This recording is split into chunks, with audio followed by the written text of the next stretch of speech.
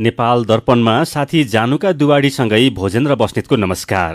नेपाल दर्पण उज्यालो radio network काठमाडौँमा 90 मेगाहर्जसँगै देशभरि विभिन्न एफएम स्टेशनहरूबाट तथा मोबाइल एप्लिकेशन र अनलाइनबाट संसारभर एकसाथ प्रसारण भइरहेको छ। नेपाल दर्पण सुरु गरौं मुख्य खबरका शीर्षकबाट।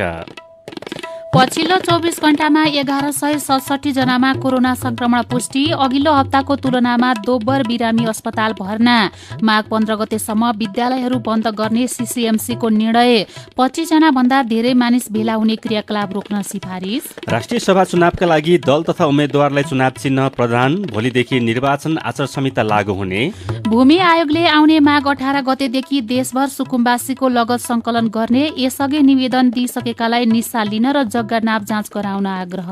काजाकिस्तानमा भएका झडपमा ज्यान गुमाउनेको संख्या 164 जना पुग्यो। 6000 जना भन्दा धेरै विस्थापित। र ए डिभिजन लिग फुटबलमा 3 स्टारले हिमालयन शेर्पा क्लबलाई 2-0 गोल अन्तरले हरायो। उज्यालो नेटवर्कबाट प्रसारण भइरहेको नेपाल दर्पणमा अब सुनौ पूरा खबर। पछिल्लो 24 घण्टामा 1167 जनामा कोरोना भाइरसको संक्रमण पुष्टि भएको छ। पीसीआर र एन्टिजेन गरी 12632 जनाको नमुना परीक्षण गर्दा 9.23% अर्थात् 1167 जनामा कोरोना भाइरसको संक्रमण पुष्टि भएको स्वास्थ्य तथा जनसङ्ख्या मन्त्रालयले जनाएको छ। संक्रमित मध्ये 615 जना काठमाडौँ उपत्यकाका रहेका छन्। यस्तै पछिल्लो 24 घण्टामा 224 जना कोरोना संक्रमित निको भएका छन्। यस्तै थप 2 जनाले कोरोना भाइरसको संक्रमणका कारण ज्यान गुमाएका मन्त्रालयले जनाएको छ। अहिले नेपालमा 6755 जना कोरोना भाइरसका सक्रिय संक्रमित रहेका छन्। यसैबीच कोभिड अस्पतालहरूमा अघिल्लो हप्ताको तुलनामा कोभिडका बिरामी दोब्बर संख्यामा भर्ना भएका छन्। कोभिड युनिफाइड अस्पताल अन्तर्गत तोकिएका काठमाडौँ उपत्यकाका 13 र प्रदेशका 7 अस्पतालमै कोभिडका बिरामी बढेका केन्द्रीय कोभिड युनिफाइड अस्पतालका प्रमुख प्रशासकीय अधिकृत प्राध्यापक डाक्टर भूपेन्द्र बस्नेतले जानकारी दिनुभयो। स्वास्थ्य मन्त्रालयको प्रेस ब्रिफिङमा डाक्टर बस्नेतले संक्रमणको बढ्दो जोखिमलाई ध्यानमा राखेर तयारी तीव्र पारेको पनि जानकारी दिनुभयो। हाम्रो अस्पतालमा अथवा अन्य कोभिड अस्पतालहरूमा एक हप्ताभन्दा अहिले दोब्बर संख्यामा बिरामीहरू भर्ना भएका छन्। वीर अस्पताल र वीर अस्पतालले समन्वय गरेका नेपाल सरकारले तोकिएका काठमाडौँ उपत्यकाका 13वटा कोभिड अस्पताल र प्रदेशका 7वटा कोभिड अस्पतालसँग हामीले कन्टिन्युअस समन्वयमा छौँ। सबै अस्पतालहरूमा चाहिँ कोभिडको बिरामीहरू बढेको पाइएको छ। यसैबीच कोरोना भाइरस संक्रमण बढ्दै गएपछि कोभिड संकट व्यवस्थापन समन्वय केन्द्र सीसीएमसीसीले विद्यालयहरू बन्दसहित विभिन्न प्रतिबन्धात्मक व्यवस्थाका लागि सरकारलाई सिफारिस गरेको छ। सीसीएमसीसीको आज बसेको बैठकले आउँदो माघ 15 गतेसम्मका लागि विद्यालय बन्द गर्ने, सार्वजनिक सेवा तथा हवाई यात्राका लागि खोप लगाएको प्रमाणपत्र अनिवार्य गर्न समेत लगायतका सिफारिस गरेको केन्द्रकी प्रवक्ता सुनिता नेपालले जानकारी दिनुभयो। केन्द्रका सिफारिसहरू सरकारका सम्बन्धित मन्त्रालय को निर्णयपछि मात्रै कार्यान्वयनमा आउने व्यवस्था छ। 12 देखि 17 वर्षसम्मका बालबालिकालाई खोप लगाउन नभ्याउँदै संक्रमण बढेकाले विद्यालय बन्द गर्ने निर्णय गरेको र यो बीचमा विद्यार्थी र शिक्षकहरूका लागि खोप अभियान चलाउने प्रवक्ता नेपालले बताउनुभयो। यस्तै केन्द्रले स्मार्ट लकडाउनलाई प्रभावकारी रूपमा कार्यान्वयन गर्न गृह मन्त्रालयलाई सिफारिस गरेको छ। 25 जना भन्दा बढी भेला हुने किसिमका सभा सम्मेलन, सांस्कृतिक कार्यक्रम लगायत बन्द गर्न केन्द्रले सिफारिस गरेको छ। यस्तै माघ 3 गतेबाट लागू हुने गरी विभिन्न सार्वजनिक स्थलमा प्रवेश गर्दा खोप कार्ड अनिवार्य गर्न पनि सीसीएमसीसीले सरकारलाई सिफारिस गरेको छ। कार्यालय, होटल, रेस्टुरेन्ट, सिनेमा हल, हवाई यात्रा र पार्कहरूमा जाँदा खोप लगाएको प्रमाण देखाएर मात्रै सेवा पाउने अनिवार्य व्यवस्था गर्न गृह मन्त्रालयलाई सिफारिस गरेको केन्द्रले जनाएको छ। यसैबीच नेपालमा राजनीतिक दलका शीर्ष नेतृत्वबाटै कोरोना महामारी नियन्त्रणको मापदण्डलाई बेवास्ता गर्ने गरेका छन्। प्रधानमन्त्री शेरबहादुर देउवा स्वयं कन्ट्याक्ट ट्रेसिङमा परेपछि एमाले अध्यक्ष केपी शर्मा ओलीलाई भेट्नुभयो भने अरू नेताहरूले पनि मापदण्डहरूलाई बेवास्ता गर्ने गरेका छन्। माओवादी केन्द्रका अध्यक्ष पुष्पकमल दाहाल प्रचण्डसँगै अरू नेता कर्मचारीहरूलाई एकैपटक संक्रमण देखिनु पनि स्वास्थ्यको मापदण्ड पालना नगर्नुको कारण हो। पछिल्ला 1.5 महिनाभित्र नेकपा एमाले, नेपाली कांग्रेस, नेकपा माओवादी केन्द्र र राप्रपाको महाधिवेशन भए। यसका लागि टोलदेखि केन्द्रसम्म तामझाम भयो। ती सभा सम्मेलनहरूमा मास्क, दूरी कायम लगायतका स्वास्थ्यका मापदण्ड पालना गरेको देखिएन। बन्द कोठामा लामो समय मास्क प्रयोग नगरी बस्दा बस्दा कोभिड संक्रमणको जोखिम उच्च रहने जनस्वास्थ्यविद डाक्टर समीर मणि दीक्षितले बताउनुभयो। यसैबीच सरकारले काठमाडौँ, भक्तपुर, ललितपुर र काभ्रेका 12 देखि 17 वर्ष उमेर समूहका बालबालिकालाई कोरोना विरुद्धको खोप लगाउन सुरु गरेको छ। काठमाडौँ र ललितपुरमा फाइजर तथा भक्तपुर र काभ्रेमा मोडर्ना खोप लगाउन सुरु गरिएको स्वास्थ्य सेवा विभागका खोप शाखा प्रमुख डाक्टर सागर दाहालले जानकारी दिनुभयो। विद्यालयबाट नै खोप लगाउन सुरु गरिएको हो। 57 जिल्लाका 12 देखि 17 वर्ष उमेर समूहका बालबालिकालाई गएको 4 गतेदेखि नै मोडर्ना खोप दिएको छ। बाँकी 16 जिल्लाका बालबालिकालाई केही समयमा खोप दिने स्वास्थ्य मन्त्रालयले जनाएको छ। निर्वाचन आयोगले राष्ट्रिय सभा सदस्य चुनावमा सहभागी हुने दलहरूलाई चुनाव चिन्ह प्रदान गरेको छ। आज उम्मेद्वारहरूको अन्तिम नामावली प्रकाशन गर्दै आयोगले चुनाव चिन्ह प्रदान गरेको हो। आउने माघ 12 गते हुने राष्ट्रिय सभा सदस्य चुनावमा 7वटै प्रदेशमा गरी 43 जना उम्मेद्वार रहेका छन्। यसैबीच राष्ट्रिय सभा सदस्य चुनावका लागि भोलिदेखि आचार संहिता लागू हुने भएको छ। निर्वाचन आयोगले विज्ञप्ति निकालेर चुनाव अवधिभर आचार संहिता पालना नभए कारबाही गर्ने चेतावनी दिएको छ।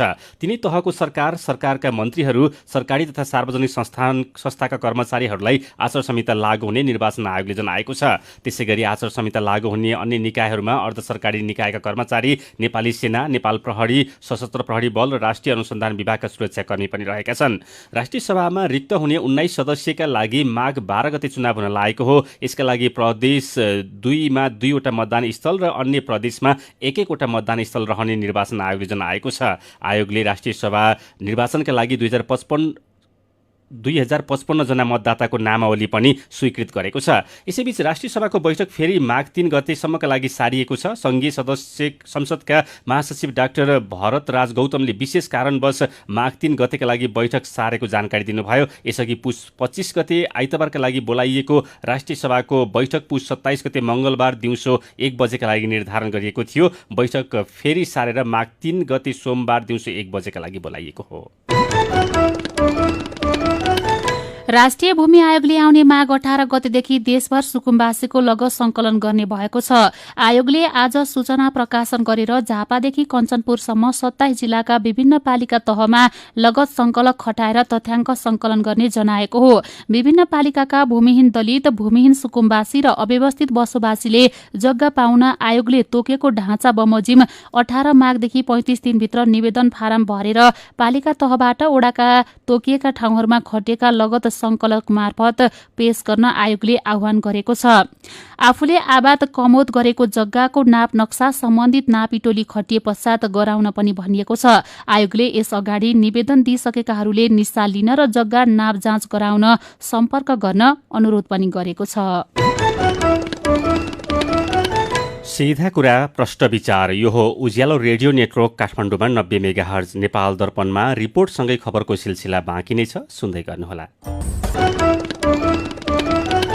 तपाईँ अहिले रेडियो, मोबाइल एप्लिकेसन र अनलाइनबाट प्रसारण भइरहेको उज्यालो रेडियो नेटवर्कको नेपाल दर्पण सुन्दै हुनुहुन्छ। यतिन्जेल हामीले पछिल्लो 24 घण्टामा 1167 जनामा कोरोना संक्रमण पुष्टि, अघिल्लो हप्ताको तुलनामा दोब्बर बिरामी अस्पताल भर्ना, माघ 15 गतेसम्म विद्यालयहरू बन्द गर्न सीसीएमसीको सिफारिस, राष्ट्रिय सभा चुनावका लागि दल तथा उम्मेद्वारहरूलाई चुनाव चिन्ह प्रदान लगायतका खबर प्रस्तुत गर्यौं। अब बाँकी प्रसंग। मेहनत गर्नेले जहाँ जसरी काम गरेर पनि कमाउन सक्छ। काठमाडौँको सड़क पेटीमा मकै पोलेर धेरैले कमाई गरिरहेका छन्। मकै पोलेरै उनीहरूको घर खर्च चलेको छ। सुजता सुनुवारको रिपोर्ट। 20 रुपैयाँ, कुनै 30 रुपैयाँ, सानो घोगा 20 मा बेच्ने, 25 मा बेच्ने।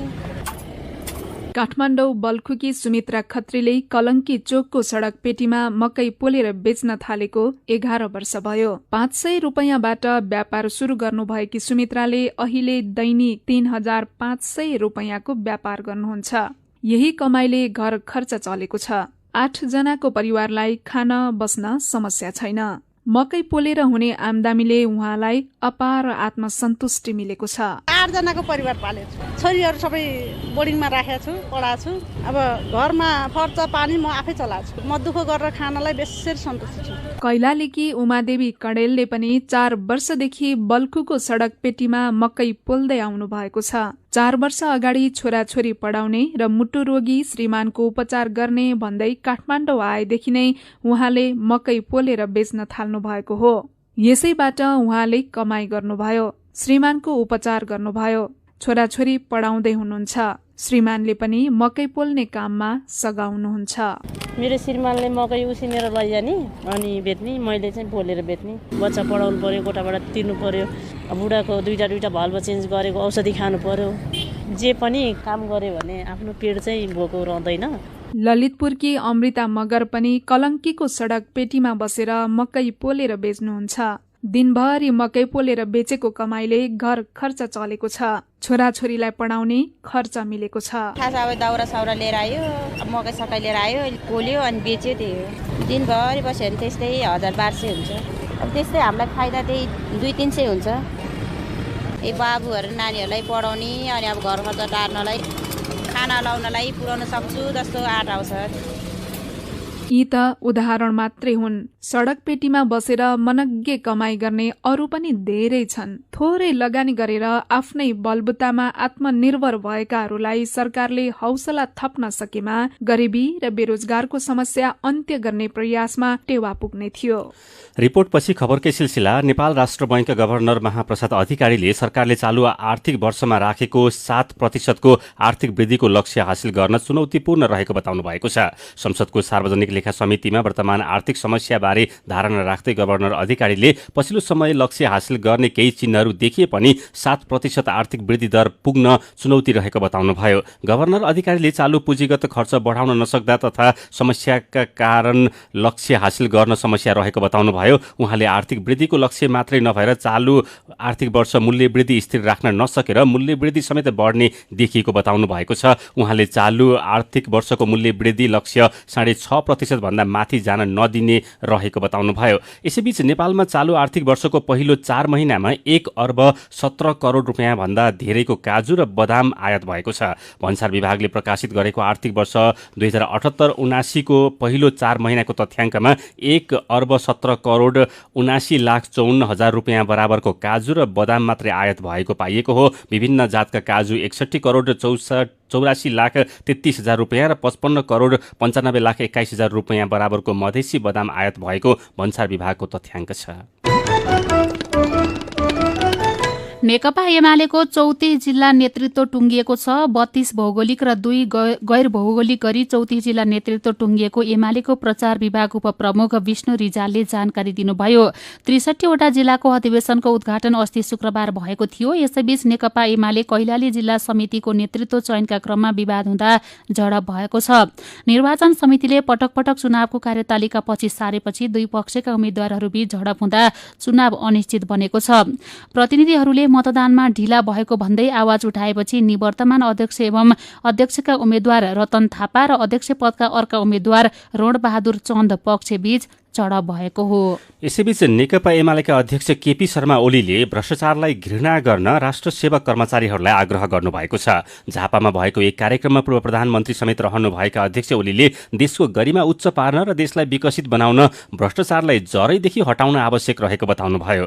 उहाँले सरकारी कर्मचारीलाई भ्रष्टाचारलाई घृणा गरेर ढिलासुस्ती नगरी नागरिकको मन जित्ने गरी काम गर्न आग्रह गर्नुभयो। कर्मचारी कुनै राजनीतिक विचारबाट प्रेरित हुनु स्वाभाविक भएको भन्दै उहाँले काम गर्ने बेलामा भने निरपेक्ष भएर नागरिकको काम गर्नुपर्ने बताउनुभयो। निष्पक्ष चुनाव र नागरिक सेवामा कर्मचारीको भूमिका हुने भन्दै उहाँले आफ्नो कर्तव्य पालना गर्नुपर्ने बताउनुभयो। भारतीय प्रधानमन्त्री नरेन्द्र मोदीले लिपुलेकमा सड़क विस्तारको काम भइरहेको भन्दै दिएको अभिव्यक्तिमा राष्ट्रिय जनमोर्चाले ध्यानाकर्षण भएको जनाएको छ। साथै जनमोर्चाले नेपाल सरकारलाई भारतसँग यो विषयमा कुराकानी गर्न र निर्माणको काम रोक्न पनि माग गरेको छ। पार्टीका अध्यक्ष चित्रबहादुर केसीले आज विज्ञप्ति निकालेर मोदीको पछिल्लो सार्वजनिक अभिव्यक्तिप्रति गम्भीर ध्यानाकर्षण भएको जनाउनु भएको छ। भारतीय प्रधानमन्त्री मोदीले केही दिन अगाडि भारतको उत्तराखण्ड राज्य हल्द्वानीको एक सार्वजनिक मानस सरोवरसम्म जाने सड़क पुर्याउन लिपुलेक क्षेत्रमा सड़क विस्तारको काम जारी रहेको बताउनु भएको थियो। बागमती प्रदेशमा ट्याक्सी भाडा बढेको छ। श्रम रोजगार तथा यातायात मन्त्रालयले सूचना निकालेर आउने माघ 1 गतेदेखि लागू हुने गरी भाडा समायोजन गरेको जनाएको हो। अब ट्याक्सीको न्यूनतम भाडा 60 रुपियाँ कायम भएको छ। ट्याक्सी सेवाको पहिलो 1 किलोमिटरसम्मको यात्राको शुल्क 60 रुपियाँ तिर्नुपर्नेछ। त्यसपछि हरेक 200 मिटरको यात्रापछि 9 रुपियाँ 80 पैसाका दरले भाडा थप हुनेछ। ट्याक्सीहरूले पूर्ण रूपमा मिटर प्रयोग गर्नुपर्नेछ। सरकारले रासायनिक मल किफायत गरी प्रयोग गर्न किसानलाई आग्रह गरेको छ। मलको अन्तर्राष्ट्रिय बजारमै अभाव र अत्यधिक मूल्य वृद्धि भएको भन्दै सरकारले उपलब्ध मल किफायत गरी प्रयोग गर्न अनुरोध गरेको हो। रासायनिक मलमा मात्र भर नपर्न तथा प्राङ्गारिक मल प्रयोगमा बढावा दिन कृषि मन्त्रालयका उपसचिव गंगा दत्त आचार्यको सुझाव छ। खास गरी धान, गहुँ, मकै, कोदो, उखु, चिया, तोरी र तरकारीका लागि मलको माग र खपत हुँदै आएको छ। मन्त्रालयले बालीनालीका लागि जति मल आवश्यकता पर्छ त्यति ल्याउन सकेको छैन। रासायनिक मलका लागि आवश्यक बजेट विनियोजन नहुने, ठेक्का समयमा नलाग्ने तथा लागिहाले पनि समयमा मल भित्र्याउन नसक्दा सिजनमा मल अभाव हुँदै आएको छ। मन्त्रालयको रासायनिक मल आयात सम्बन्धी शाखाका निर्देशक आचार्यका अनुसार मल पर्याप्त नभएकाले किफायत गरेर चलाउन किसानलाई आग्रह गर्नु परेको हो। सीधा कुरा प्रश्न विचार। यो हो उज्यालो रेडियो नेटवर्क काठमाडौँमा 90 मेगाहर्ज। नेपाल दर्पणमा मेरो पनि भन्नु छ सँगै खबरको सिलसिला बाँकी नै छ, सुन्दै गर्नुहोला। विभिन्न रेडियो स्टेशनबाट मेचीदेखि महाकालीसम्म र मोबाइल एप्लिकेशन तथा अनलाइनबाट संसारभरि एकसाथ प्रसारण भइरहेको नेपाल दर्पणमा तपाईंलाई फेरि स्वागत छ। अब बाँकी खबर। हप्ताको पहिलो दिन शेयर बजार 73 अङ्कले बढेको छ। शेयर बजार परिसूचक नेप्से आज 73.05 अङ्कले बढेर 2765.52 बिन्दुमा पुगेको हो। नेप्सेसँगै कारोबार रकम पनि बढेको छ। आज 1,50,58,000 किता शेयर 7,10,18,00,000 रुपियाँमा कारोबार भएका छन्। गोर्खाको बारपाक सुलीकोट गाउँपालिकाको केन्द्र ताकुकोटमा घर घरमै खानेपानी पुगेपछि स्थानीय बासिन्दाले नाचगान गर्दै खुसीयाली मनाएका छन्। स्थानीय भूतेधारा खानेपानी आयोजनाको उद्घाटनका क्रममा गाउँपालिकाका अध्यक्ष सहितका जनप्रतिनिधि र उपभोक्ताहरूले बाजा गाजा बजाउँदै नाचगान गरेर आपसमा खुसी साटेका हुन्। 2071 सालबाट निर्माण शुरू भएको पञ्चवर्षीय आयोजनाको निर्माण भइरहेको छ। काभ्रेको तेमाल क्षेत्रका 9,310 घरधुरीका झण्डै 25,000 मानिसलाई आउँदो चैत महिनाभित्र स्वच्छ खानेपानी पुर्याइने भएको छ। खानेपानी आयोजनाको काम गएको मङ्सिरमा सक्ने लक्ष्य लिएकोमा कोरोना महामारी र सुनकोसीमा आएको बाढीका कारण ढिला भएको हो। पाल्पाका होटल तथा रेस्टुरेन्टमा प्रयोग गरेको तेलमा शरीरलाई अत्यन्तै हानि गर्ने टोटल पोलार मेटेरियलको मात्रा अधिक रहेको भेटिएको छ। खाना पकाउन तथा तार्नका लागि टोटल पोलार मेटेरियल 25% भन्दा माथि हुनु हुँदैन। सिद्धार्थ राजमार्ग क्षेत्रका होटल तथा रेस्टुरेन्टमा खाना पकाउन प्रयोग हुने तेल गुणस्तरहीन भेटिएकोले अयल टेस्ट मिटर प्रयोग गरी गुणस्तर परीक्षण गरिएको थियो। मध्य पहाडी लोकमार्गको रुकुम पूर्वको क्षेत्रमा गाडी चलाउन रोक लगाइएको छ। हिमपातका कारण दुर्घटनाको जोखिम बढेको भन्दै लोकमार्ग सञ्चालनमा रोक लगाइएको हो। रुकुम पूर्व र बागलुङको सिमाना पातिहाल्ना क्षेत्रमा हिमपातको कारण दुर्घटनाको जोखिम बढेकाले मध्य पहाडी लोकमार्गमा गाडी चलाउन रोक लगाइएको प्रमुख जिल्ला अधिकारी लक्ष्मी प्रसाद बाँसकोटाले बताउनुभयो। ताप्लेजुङको खेबाङमा प्रसुति केन्द्र र ल्याब सेवा सुरु भएको छ। श्रीजङ्गा गाउँपालिका वडा नम्बर 7 खेबाङमा प्रसुति र ल्याब सेवा एकैसाथ सुरु गरिएको हो। म स्वस्थ मेरो गाउँ स्वस्थ अभियान अन्तर्गत खेबाङ स्वास्थ्य चौकीमा सेवा सुरु गरेको गाउँपालिकाका अध्यक्ष टीकाराम गुरुङले जानकारी दिनुभयो। स्याङ्जाको वालिङ नगरपालिकाले राष्ट्रिय एकता दिवसको दिन पुस 27 गते सार्वजनिक बिदा दिने निर्णय गरेको छ। नगरपालिकाले आज एक सूचना निकालेर पुस 27 गते सार्वजनिक बिदा दिने निर्णय गरेको हो। पृथ्वीनारायण शाहप्रति सम्मान गर्दै सार्वजनिक बिदा दिने निर्णय गरिएको सूचनामा भनिएको छ। दाङमा मोटरसाइकल दुर्घटना हुँदा चालकको ज्यान गएको छ। दुर्घटनामा 2 जना घाइते भएका छन्। दुर्घटनामा रात 2 प 1840 नम्बरको मोटरसाइकल चालक घोराही 10 का 53 वर्षका पदम बस्नेतको ज्यान गएको जिल्ला प्रहरी कार्यालय दाङले जनाएको छ। मदन बस्नेत र टेकबहादुर बस्नेत घाइते भएका छन्। काठमाडौँको कलङ्कीमा टिप्परले मोटरसाइकललाई ठक्कर दिँदा एकजनाको ज्यान गएको छ। मोटरसाइकलको पछाडि बसेका बझाङ घर भई ललितपुर बस्ने बसन्त विष्टको ज्यान गएको हो। मोटरसाइकल चालक ललितपुर धोबीघाट बस्ने बझाङ चैनपुरका निखिल बमको सुन्धारामा रहेको भ्याली अस्पतालमा उपचार भइरहेको छ। मेरो पनि भन्नु छ।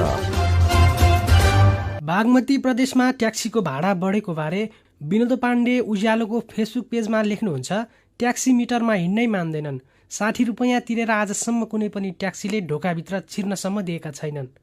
एकदमै छोटो दूरीका लागि पनि 400 देखि 500 रुपियाँ नभई जानै मान्दैनन् ट्याक्सी चालक। यही विषयमा मित्रबन्धु ढकाल आफ्नो अनुभव सार्दै लेख्नुहुन्छ, केही समय अगाडि कलङ्कीबाट टिचिङ पुग्दा 700 रुपियाँ मैले नै तिरेको छु। धेरैका अनुभव सायद यस्तै होलान्। शान्ता भट्टराई लेख्नुहुन्छ, अहिले बागमती प्रदेश सरकारले बढाएको भाडाभन्दा दोब्बर तेब्बर भाडा धेरै समय अगाडिदेखि तिर्दै आएको हो। भाडा समायोजन मात्रै भन्दा पनि मिटरमा जान नमान्ने ट्याक्सी चालकलाई कारबाही गर्ने व्यवस्था गरियोस्। रुकुम पूर्वको भूमे गाउँपालिका 3 मा भत्केकै पुलबाट मानिसहरूले आवाजावत गर्ने गरेको खबरमा कमल पन्थ व्यङ्ग्यात्मक शैलीमा लेख्नुहुन्छ, अब भोट माग्ने बेला हुनै लागेको छ, सायद त्यति बेला मर्मतसम्म होला कि। अनि 4 महिनामा 1 अर्ब 17 करोड रुपियाँ भन्दा धेरैको काजु र बदाम आयात भएको खबरमा नरेन्द्र निरौला दुखी हुँदै लेख्नुहुन्छ, नेपालमा धेरै थरी वस्तु आयात हुने भएर अचम्म लागेन, निर्यात चाहिँ कहिल्यै बढ्ने भएन। विचारका लागि तपाईलाई धन्यवाद। मेरो पनि भन्नु छ। मेरो पनि भन्नु छ प्रस्तुत गर्दै हुनुहुन्थ्यो साथी दामोदर नेउपाने। नेपाल दर्पणमा अब विदेशका खबर। काजाकिस्तानमा आन्दोलनका क्रममा ज्यान गुमाउनेको संख्या अहिलेसम्म 164 जना पुगेको छ। पेट्रोलियम पदार्थको मूल्य वृद्धिको विरुद्धमा सुरु भएको आन्दोलन चर्किँदै गएपछि भएका झडपमा परि उनीहरूको ज्यान गएको हो। अन्तर्राष्ट्रिय सञ्चार माध्यमहरूले ज्यान गुमाउनेको संख्या अझै बढी हुन सक्ने बताएका छन्। झण्डै 1 करोड 90 लाख जनसङ्ख्या भएको मध्य एसियाली राष्ट्र काजाकिस्तानमा अहिले भइरहेका घटनाका कारण झण्डै 6000 मानिस विस्थापित भएका छन्। मूल्य विरोधी आन्दोलनका कारण राष्ट्रपतिले सरकारले विघटन गरेर संकटकाल समेत घोषणा गर्नु भएको छ। देशभरि अहिले पनि आन्दोलन भने चर्किरहेको छ। आन्दोलनकारीहरूले पेट्रोलियम पदार्थको मूल्य वृद्धि अवैज्ञानिक र अस्वस्थ रहेको दावी गरेका छन्। सुडानमा देखिएको राजनीतिक संकटको समाधानका लागि संयुक्त राष्ट्रसङ्घले पहल थालेको छ। संयुक्त राष्ट्रसङ्घले सुडानका राजनीतिक दललाई वार्ताको टेबलमा राख्ने प्रक्रियाको थालनी गरेको समाचार संस्था सिन्हुवाले जनाएको छ। सुडानका लागि संयुक्त राष्ट्रसङ्घीय मिसनका प्रमुख भोल्कर पर्थसले सुडानका सबै दललाई वार्ताको लागि आह्वान गर्दै संयुक्त राष्ट्रसङ्घले आवश्यक सहयोग र समन्वय गर्ने बताउनु भएको हो। संयुक्त राष्ट्रसङ्घले सबै पक्षलाई समेटेर एक सर्वपक्षीय सम्मेलन गर्न लागेको उहाँले जानकारी दिनुभयो। उहाँले सुडानका सबै राजनीतिक दलहरू, आन्दोलनरत पक्ष, नागरिक समाज, सुरक्षा निकायका प्रमुखहरूलाई पनि वार्तामा बोलाइने बताउनुभयो। सुडानका राजनीतिक दलहरूले सरकारका विरुद्धमा आन्दोलन गरेका छन्। आन्दोलनका कारण केही दिनदेखि हिंसा भइरहेको छ। सुडानका प्रधानमन्त्रीले आफ्नो पदबाट राजीनामा दिएको घोषणा गरे पनि आन्दोलन भने चलिरहेको छ। नेपाल दर्पणमा अब केही खेल खबर। शहीद स्मारक ए डिभिजन लिग फुटबलमा 3 स्टार क्लबले हिमालयन शेर्पा क्लबलाई 2-0 गोल अन्तरले हराएको छ। दशरथ रङ्गशालामा आजको खेलमा 3 स्टारलाई जित दिलाउन घानेफो अन्सु मानाक्रोमाले 1 गोल गरे। 3 स्टारले 1 गोल भने आत्मघाती उपहार पाएको हो। हिमालयन शेर्पाका डिफेन्डर अमृत श्रेष्ठको आत्मघाती गोलबाट 3 स्टारले सुरुवाती अग्रता बनाएको थियो। खेलको 56औं मिनेटमा अमृतले आत्मघाती गोल गरेका थिए। त्यसपछि खेलको इन्जुरी समयको 6औं मिनेटमा अन्सु मानाले गोल गर्दै 3 स्टारलाई 2-0 को जित दिलाए। यो जितसँगै 3 स्टारले 8 खेलमा 13 अङ्क जोडेको छ। 3 स्टार 5औं स्थानमा उक्लिएको छ। हिमालयन शेर्पाले 8 खेलमा 11 अङ्क जोडेको छ। हिमालयन शेर्पा 6औं स्थानमा झरेको छ। खेलमा 3 स्टारका Ritik Khadka man of the match चुनिए। 3 स्टारकै निशान खड्का इमर्जिङ प्लेयर चुनिएका छन्।